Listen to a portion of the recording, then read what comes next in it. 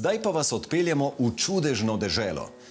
To je neobičajno stanovanje, ki preseneča tako rekoč na vsakem koraku. Polno je duhovitih domislic, nepričakovanih rešitev in zanimivih detajlov. Takšna pa sta tudi njegova oblikovalca. Vse prej kot konvencionalna.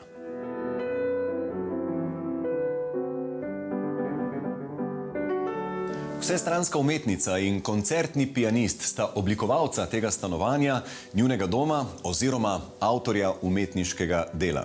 Njuna domišljija, predanost do zadnjih detajlov ter umetniški duši so se tu prepletli v zgodbo, ki spominja na Alico v čudežni deželi in nikogar ne pusti ravnodušnega. Kaja in Ivan, živijo, jaz sem navdušen. V tako stylish stanovanju smo se znašli, ki ste ga sama dva tudi uredila, ampak najprej začnimo tukaj.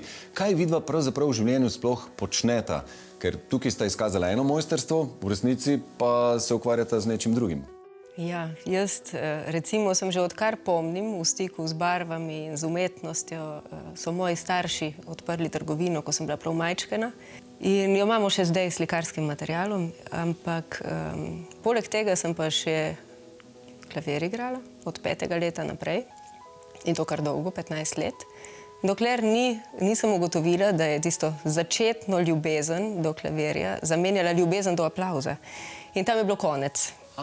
Tam sem nehala igrati, zato ker če nekaj delaš, moraš res rad delati, da funkcionira. Če ne, tisto neha biti dobro. No, tle je Ivan. Pa ta pravi primer, kako se stvari delajo. On je pianist. Mene je pa pianizem ponesel v svet. Tako študiral sem zunaj, kar je v bistvu po eni strani za enega tega mladega človeka je naporno, po drugi strani pa svet je na nek način neka enost, ampak vseeno smo ga omejili z nekimi mejami. In tisti občutek, ko mlad človek prestopi mejo, je v bistvu za mladega človeka dober. Že samo to, da jo je prestopil, mu da nek tak občutek, šel sem iz okvirja. Drugače sem pa iz Kanala ob Soči, to je pa mestece, za katerega sem res hvaležen, da sem lahko preživel mladost in otroštvo v tem kraju, ker ima poezijo, ima muzikalnost. In v Kanalu ob Soči sem imel enkrat klavirski koncert, ki ga je obiskala še zelo, zelo mlada Kaja. In tam se je začela vajna zgodba. Tam jaz zagledam Kajo v publiki in to je bila jaz sem videl samo eno veliko žarečo iskro. Dej, kako da posite? Pa se nismo videla dolgo, 10 let. Jaz se na to iskro spomnim. No in točno ta iskra, neokrnjena do današnjih dni, je v bistvu ustvarila to stanovanje, seveda s prilivanjem normalno, midva sva petroleja, smodnika in vseh teh vnetljivih stvari.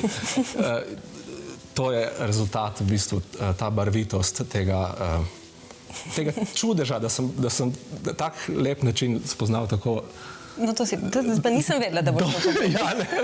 To si me pa lepo presenetil. Ampak, veste, toliko lepih besed, ene lepe filozofije. Tukaj ste morala pošteno zavihati rokave, ker sta vse skupaj ne samo oblikovala, tudi marsikaj ali pa večino tega dejansko sama dva tudi naredila. Kako sta prišla do tega? Ja, midva sta se lotila tega prav brez plana, brez vizije, kaj bi moglo noter biti, ampak je šlo vse korak po koraku. Najprej eno stvar pobarvaš, pa vidiš, v kakem odnosu je z drugim, kaj stanovanje zahteva, kakšno svetlobo ima ali nima in pol se prilagajaš točno določenemu prostoru, določenemu stanovanju. Ampak, Ivan, vi ste koncertni pianist in to so zdaj, bi rekel, bolj nežni, prefinjeni prsti. Tukaj ste se pa lotili čist obrtniških dela, ne? Kako gre to skupaj? Je malo surrealno, da zjutraj igraš Rahmanjinova, Skrjabina, Chopina, popoldne pa prideš sem, vzameš ubodno žago, pa žagaš cev kanalizacijsko, ki jo boš potem oblekel v žamet za Kajino sliko. To je malo surrealno, ampak rezanje kanalizacijske cevi, če je končni cilj lepota, je enako kot ukvarjanje s klavirjem. Torej se tukaj tudi nekje akordi razvežejo na koncu. To je pa najlepše. Ko se akordi razvežejo, smo vsi srečni. Kaja, vi ste pa že od malih nog se spogledujete tudi s slikarstvom in ste potem lahko tukajle pustili en poseben svoj pečat. Ja, to je super, če znaš sam narediti stvar in vidiš, kaj recimo prostor rabi. narišeš sam in če ti ni všeč, narediš nekaj drugega in točno vidiš, kako se stvari razvijajo. In zdaj, odkar se s tem ukvarjava, z notranjim oblikovanjem je to ratalo, moje sanje so ratale resnične, zato ker kadar nekdo hoče, da mu opremiš stanovanje, dejansko pokukaš v njegov svet, v njegovo življenje in je to skrajno resno in skrajno se moraš posvetiti in človeku in prostoru, ker veš, da se ustvarjaš njegove sanje, ker to bi namreč pač dom naj bil. Ja. Gremo na začetek, prosim. V kakšnem stanju pa je bilo tole stanovanje, ko ste ga dobila v roke? Kakšen kontrast je bil, kontrapunkt? Ajde. Belo platno. Aha. Ja, čisto belo platno. Stene so bile pobeljene, prazno je bilo, pač bele stene so, kot da bi pričakoval od njega, da je svetlo in tako, ne, navdahnjeno in gor in dol. Ampak če ni, se mu prisluhneš in se mu prilagodiš na njegov način, ne mogoče na svoj. In to so barve v tem primeru. Pa je bilo v osnovi že kaj takega v stanovanju, da vaju je potem vodilo? Ne. A je bilo res vse čisto prazno? Ne, popolnoma prazno je bilo, ja. Hodnik je bil zanimiv, ploščice so bile rjave, gor na stropu je bila freska, zavese so bile žametne, rdeče, je bilo tako občutek, kot da prideš v linčevski film. Ne veš, kam te vodi, tako, malo tesnobno stanovanje je bilo. No, zdaj ni več, niti slučajno. Zdaj je izbruh radosti. Kaja in Ivan sta se z veliko pozornostjo posvetila vsakemu prostoru in številnim detajlom v njih. Sama ta proces opisujeta kot igranje na klavir. Vse se mora na koncu ujeti, če se ne, kaj odvzameš ali pa potrebi dodaš.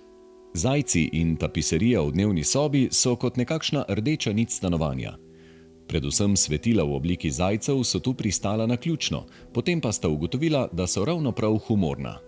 Tako kot je igriv velik portret ženske s svinčnikom pod nosom, ki nas pozdravi takoj ob vstopu v stanovanje in napove, da smo prišli nekam, kjer je vse malo neobičajno. Belino v vstopni veži sta mehčala z uporabo tapet, v dnevnem prostoru pa z zelenimi rastlinami in tapiserijo, ki ima rastlinsko motiviko. Ves čas sta iskala zanimive dodatke, kot so skulpture, hišni tekstil, svetilke, tapete in podobno, ki bi prostorom dodali karakter.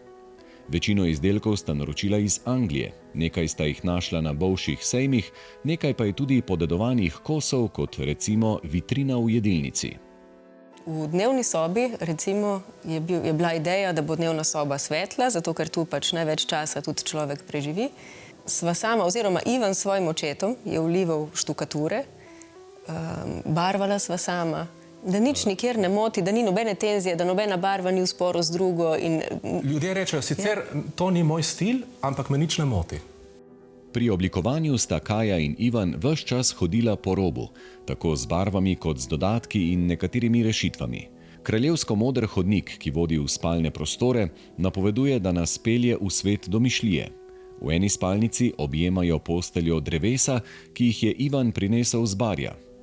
V drugi spalnici, ki je spet čisto svoj svet, se ponovi kraljevsko-modra barva na steni z veliko rdečo piko. To sta narisali njuni hčerki, ki sta uživali v soustvarjanju tega igrivega prostora. Tretja spalnica je bolj umirjena, to pa zato, ker je tam glavna zvezda pogled na ozelenjen atrij. Spet en nepričakovan element v tem stanovanju, ki izvablja vzdihe.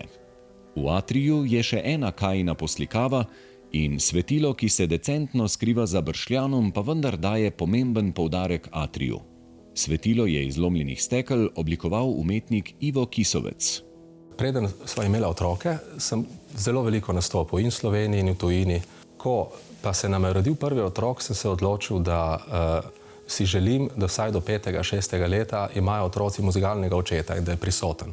Ja, v stanovanje mislimo tudi pripeljati klavir in bomo organizirali koncerte in dogodke v tem stanovanju. Ja, pa kar se tiče notranjega opremljanja, to je najlepše za mene trenutno, da se lahko s tem ukvarjam. Torej sta prek tega stanovanja, prek tega ustvarjanja ugotovila, da je to morda bolj vaša, ampak življenjska pot, ki jo želite nadaljevati. Ja, skupaj jo želiva. Poleg tega, da Ivan igra klavir, tudi to. Iz razlogov, ki sem jih navedel, imam seveda tudi veliko časa, tako da sem bil pri obnovi ves čas prisoten in sva skupaj snovala ideje. In zdaj jih tudi naprej. Sigurno, da je Kaja motor, jaz sem pa, sklopka, zelo redko bremza. Ne, nisi bremza. Ne, nisem. Niti enkrat nisi bil bremza. Ja, ampak tako. Ja. Kaj pa če rečemo, da je Kaja gorivo, pa da je Ivan motor ali kaj takega? Ja, Ja, tudi lahko. dobro, okej. Ja, lahko.